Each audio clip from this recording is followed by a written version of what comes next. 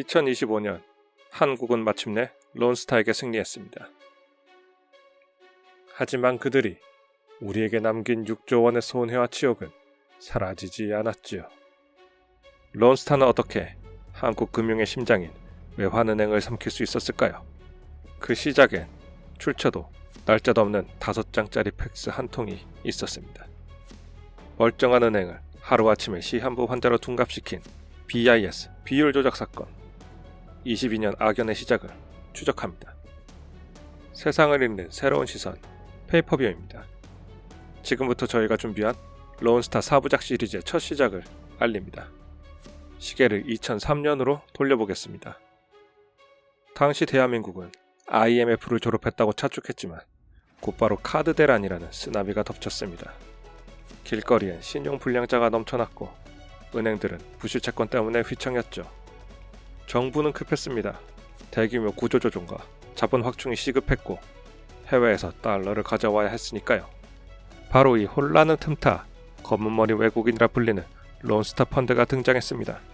론스타는 당시 부실 자산에 투자해 막대한 이익을 거두던 벌처 펀드였습니다. 그들은 한국을 구하러 온 백기사였을까요? 아니면 썩은 고기를 찾아온 하이나였을까요? 불행히도 그들의 행적은 후자였습니다. 한국에는 절대 원칙이 있습니다.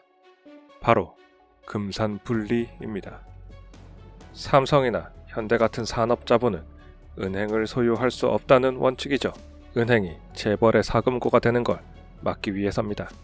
만약 이 원칙이 무너지면 산업자본은 은행 돈을 자기 사업에 마음껏 끌어다 쓰고 결국 그 손해는 고스란히 국민의 세금으로 돌아올 수밖에 없습니다.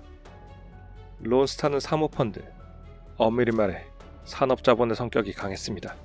원칙적으로는 외환은행의 주인이 될 수가 없었죠.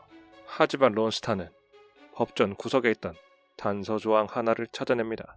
그들은 이 예외 조항을 통해 한국 금융시장을 완전히 뒤흔들 기회를 포착했습니다.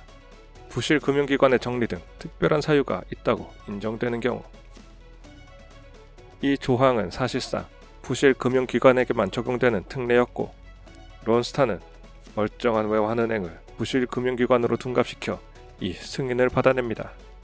론스타는 이 허점을 이용해 자신의 진입을 막는 법적인 방벽을 스스로 무너뜨리는 작업에 착수합니다. 자, 이제 론스타의 목표는 하나입니다. 멀쩡한 외환은행을 망해가는 은행으로 만드는 것. 여기서 그 유명한 BIS 비율 조작이 시작됩니다. 은행의 건강 상태를 나타내는 지표 BIS 자기자본 비율. 당시 기준은 8%였습니다. 8% 밑으로 떨어지면 부실 금융기관으로 지정되어 강제 매각 대상이 됩니다. 당시 외환은행의 BIS 비율은 9%에서 10%대로 꽤 건강했습니다. 이걸 8% 밑으로 끌어내려야 론스타가 들어올 수 있었죠. 방법은 간단했습니다. 분자인 자기 자본을 줄이거나 분모인 위험 자산을 늘리는 것. 론스타와 결탁한 세력들은 멀쩡한 대출을 못 받을 돈으로 처리해 손실을 부풀렸습니다. 이들은 외환은행의 우량자산 일부를 부실 채권으로 바꿔치기 하거나 실제보다 과도하게 충당금을 쌓는 방식으로 은행의 체력을 의도적으로 깎아내렸습니다. 그리고 운명의 날, 금융감독원에 팩스 한 통이 도착합니다.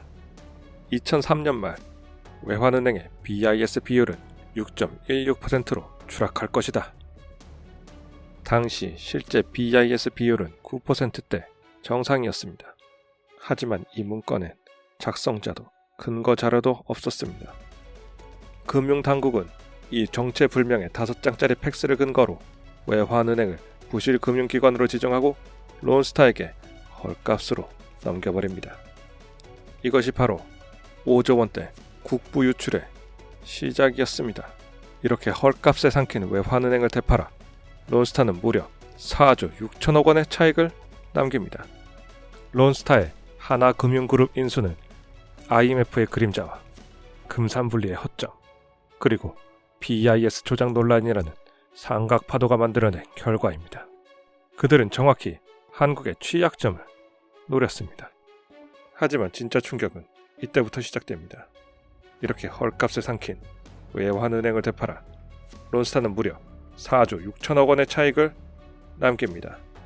그런데 놀랍게도 이들은 이 막대한 돈을 챙겨나가면서 세금을 한 푼도 안 내려고 했습니다. 다음 2부에서는 스타타워부터 하나금융지주 매각까지 이어진 10년의 조세전쟁의 전말을 공개합니다. 한국국세청과 론스타의 치열했던 승부, 그 결과가 궁금하시다면 구독과 알람 설정 부탁드립니다. 지금까지 세상을 바라보는 새로운 시선, 페이퍼비였습니다. 감사합니다.